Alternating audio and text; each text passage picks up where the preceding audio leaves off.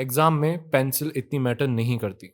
Let me explain. सोचो एक लड़का है जिसका नाम मैंने ए रखा और दूसरा लड़का है जिसका नाम मैंने बी रखा। जो ए लड़का है वो यूज कर रहा है आपकी ये वाली पेंसिल जिसे हम कहते हैं स्टेडलर, मोस्ट प्रीमियम पेंसिल जो कि आप यूज कर सकते हो, अच्छी खासी इनकी कॉस्ट होती है। वो यूज कर रहा है स्टेडलर, बट उसकी ड्राइंग इतनी अच्छी नहीं है। वहीं दूसरा लड़का जो बी है उसकी ड्राइंग बहुत अच्छी है और वो यूज कर रहा है किसी भी टाइप की कोई normal pencil. For example art line को तो मैं खैर नॉर्मल इतना नहीं कहूंगा, बट लेट सपोज वो ये नटराज की कोई नॉर्मल पेंसिल यूज कर रहा है बट उसकी ड्राइंग बहुत अच्छी है।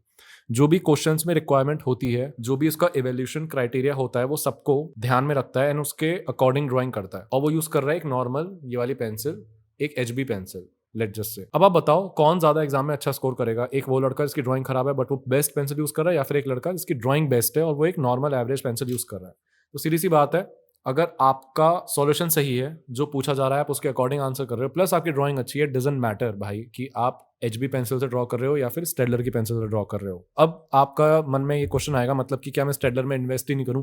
नॉट स्टेडलर पर्टिकुलरली, कोई सी भी एक अच्छी पेंसिल में इन्वेस्ट नहीं करूं? या फिर क्या टूल्स मैटर ही नहीं करते? टूल्स मैटर करते हैं, बट वो तब करते हैं जब आपकी एक basic level of drawing set हो चुकी है, एक अच्छा लेवल आपने ऑलरेडी अटेन कर लिया है अपने स्किल के थ्रू।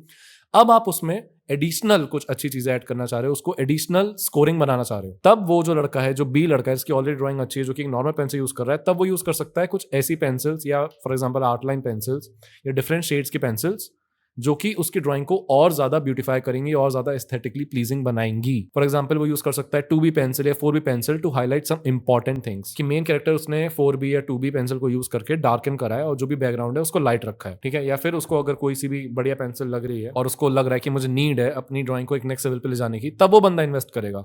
अगर आपका एक बेसिक लेवल ही सेट नहीं है ड्राइंग का, तो आप महंगी पेंसिल यूज करके क्या करोगे, ये समझाना चाह रहा हूं। तो इसीलिए मैंने देखा है कि कुछ लोगों की ड्राइंग बहुत खराब होती है और वो स्टेडलर यूज कर रहे होते हैं। लिटरली कई बार ऐसा होता है ना कि एक बहुत अच्छी ब्रांड की चीज किसी एक ऐसे इंसान के पास है जिसने आप जो भी आपने कभी सोचा नहीं हो, तो आपको लगता है कि उस ब्रांड के लिए वो चीज बेइज्जती है। फॉर एग्जांपल हर कोई आईफोन लेके घूम रहा है तो आईफोन की इज्जत ही नहीं रही अब तो वही कॉन्सेप्ट यहाँ पे मेरे को लगता है कई बार कि यार इसने स्टेलर की इज्जत पूरी गिरा दी। इतनी बढ़िया पेंसिल जो कि अच्छे अच्छे लोग, बड़े बड़े डिजाइनर्स यूज करते हैं, उसको अगर कोई नूब यूज करेगा तो ऑब्वियसली वो उसका बेनिफिट नहीं उठा पाएगा। तो इसलिए मैं कहूंगा कि सबसे पहले अगर आपका बेसिक लेवल है, अगर आपकी ड्राइंग आपको पता है कि अभी इतनी उस लेवल पे नहीं है, इतनी अच्छी नहीं है, हम सबको पता होता है हमारी ड्राइंग कहाँ स्टैंड कर रही है, लेट्स बी ऑनेस्ट। अगर आप खुद से सच बोलते हो तो हम आपको पता होगा, तो आपको ज्यादा महंगी पेंसिल में पैसा डालने की अभी जरूरत नहीं है। अभी आपको सिर्फ और सिर्फ अपनी स्किल अच्छी करनी चाहिए, नो मैटर वॉट आपको हाथ में कौन सी पेंसिल मिल रही है। दूसरी चीज मैं ये कहना चाहूंगा कि भाई फाइनल डे के लिए अगर आपने ऐसा कर रखा है कि आप कोई नॉर्मल पेंसिल यूज कर रहे हो, फॉर एग्जाम्पल ये यूज कर रहे हो या आर्ट लाइन यूज कर रहे हो, और आप सोच रहे हो कि मेरे पास स्केचर्स स्टेडलर्स की कुछ पेंसिल्स हैं और मैं उनको फाइनल डे पे यूज करूंगा, यानी कि एग्जाम वाले दिन यूज करूंगा, तो वैसा मत करना। जिस भी पेंसिल से आप प्रैक्टिस करते हो स्केचिंग करने की, जिस पे आपका हाथ सबसे ज्यादा रगड़ा हुआ है, जैसे कहेंगे सबसे ज्यादा प्रैक्टिस करी हुई है आपके हाथ में, वही वाली पेंसिल आप यूज करोगे एग्जाम के वाले दिन, ठीक है। अक्सर होता है कि हम बेस्ट चीज को एक बेस्ट डे के लिए बचा के रखते हैं, वो बेस्ट डे कभी या तो आता ही नहीं है या फिर आता है तो आपकी एक्सपेक्टेशन के अकॉर्डिंग नहीं होता है। तो इसलिए जिस पे आपका हाथ बहुत अच्छे से बैठा हुआ है आप वही वाली पेंसिल यूज करो। भले चाहे अगर आपका स्टेलर पे बहुत अच्छे से हाथ सेट है तो आप स्टेलर को ही वहां पे यूज करोगे। तीसरी चीज मैं कहना चाहूंगा कि यार पेंसिल्स कौन सी वर्क कर रही हैं आपके लिए, या आपको किस पेंसिल से बेस्ट आउटपुट मिलता है, वो आपको खुद फिगर आउट करना पड़ेगा। अगर आप ये वाली वीडियोस देख रहे हो कि मैं 2B पेंसिल यूज करूं कि नहीं करूं, 4B यूज करूं या 8B यूज करूं कि नहीं करूं, आप अपना देखो यार। मैं ऑलरेडी पहले भी इस चीज में बहुत ज्यादा बात कर चुका हूं। कोचिंग वाली जो मेरी वीडियो थी उसमें मैंने ये चीज कही थी, आपको कोई इंसान नहीं बता सकता कि आपके लिए क्या बेस्ट रहेगा। ऑब्वियसली आपका टीचर आपको बता सकता है, बट अगर आपके पास टीचर नहीं है और आप यूट्यूब पे रिलाई कर रहे हो कि वो आपको बता देंगे कि 2B अच्छी है 4B अच्छी है, भाई आप अपना यूज केस देखो। फॉर एग्जाम्पल अगर मैं अपना यूज केस बताऊं तो मेरा काम HB और 2B में हो जाता था। रियली मेरे को कभी 4B की जरूरत पड़ी जब मुझे कुछ ज्यादा हाईलाइट करना पड़ा है, ज्यादा डार्क करना पड़ रहा है। तो इसलिए अपने लिए फिगर आउट करो कि आपको कौन सी पेंसिल्स में आपका काम हो जाता है और उसको मिनिमाइज ही रखो। ज्यादा पेंसिल्स वहां पे भीड़ लेके मत जाओ पेंसिल्स की, क्योंकि वहां पे टाइम कम होता है, प्लस प्रेशर होता है, प्लस नया एनवायरमेंट होता है, प्लस आपका दिमाग थोड़ा सा डिस्टर्ब भी हो सकता है चूंकि नया एनवायरमेंट है। इतना टाइम नहीं मिलता कि आप एक एक पेंसिल निकालोगे, आपको फिर एंड में लगता है भाई जो पेंसिल हाथ में आ रही है उससे जितनी भी अच्छी ड्राइंग बननी बनाओ। तो इसलिए हमें वहां पे क्लटर नहीं चाहिए। इसलिए खुद डिसाइड करो कि आपके लिए कौन सी पेंसिल वर्क कर रही है। अगर वो HB पेंसिल है और 2B पेंसिल कॉम्बिनेशन है, या फिर 4B पेंसिल कॉम्बिनेशन है और 2B पेंसिल कॉम्बिनेशन है, रखो, ठीक है। और ज़्यादा डार्क पेंसिल ले जाने की वहाँ पे ज़रूरत नहीं पड़ती।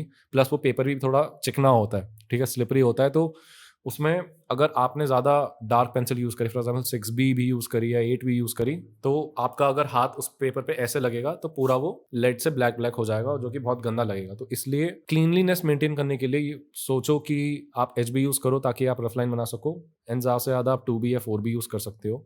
खैर ये मेरा अपना बायस हो गया या मेरा पर्सनल एक्सपीरियंस हो गया, बट मेक श्योर कि आप अपने हिसाब से, जब आपने प्रैक्टिस करी, जितनी प्रैक्टिस करी उसके हिसाब से आपको आइडिया लग गया होगा, वही पेंसिल रखो एंड उसके वेराइटीज रख लो, मतलब कि सेम रख लो। ठीक है, फॉर एग्जांपल अगर मैं यूज कर रहा हूँ HB पेंसिल, तो HB पेंसिल आप 5 रख सकते हो, बिकॉज वहां पे आपको शार्प करने का टाइम नहीं मिलेगा। अगर आप 2B यूज कर रहे हो तो 2B की 3 या 4 पेंसिल रख सकते हो। 4B कर रहे हो तो 4B की आपने रख ली, रेस्ट ऑफ फिर आपने कोई 6B रख ली और 10B 1-2 रख ली, जिनको आपको पता है कि यूज ऑल दो नहीं होने वाला, बट सेफ साइड के लिए मैंने रख ली है। मैकेनिकल पेंसिल भी आप रख सकते हो अगर आपको बहुत माइन्यूट डिटेल्स बनानी है तो, क्योंकि मैकेनिकल में लेड जो होती है वो बहुत ज़्यादा उससे आप बहुत छोटी-छोटी चीज़ें ड्रॉ कर सकते हो आराम से, अगर आपको डिटेलिंग दिखानी है तो। बाकी ज़्यादा क्लटरिंग रखने की ज़रूरत है नहीं कि ये 10B की भी हमने 2-3 रख ली है ना, 8B की भी रख ली, 4B की रख ली, ऐसा मैंने करा था।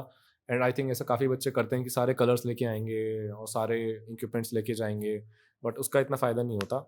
आप अपने हिसाब से आपने जो प्रैक्टिस करी है खुद एनालाइज़ करो। अगर आपको कोई मेंटर है तो उससे पूछ लो, उनको बेटर पता होगा आपके बारे में, एंड उसके हिसाब से आप पेंसिल्स रखो, ज़्यादा भीड़ भड़ाका वहाँ पे लेके मत जाओ। So that's it. I think pencil related जितनी चीज़ें हैं मैंने इस वीडियो में कवर कर ली हैं। यही कुछ मेन क्वेश्चंस हैं जो कि ज़्यादातर लोग पूछते हैं कि कौन सी पेंसिल यूज़ करें। बाकी अगर आपका कोई और डाउट है तो आप नीचे कमेंट्स में बता सकते हो। अब चूंकि एग्जाम आने वाला है तो किस तरह की आपको और वीडियोस चाहिए, please do let me know and I will make sure to make videos on that topics. तब तक के लिए मिलता है आपको अपनी नेक्स्ट वीडियोस में। Stay tuned, bye bye.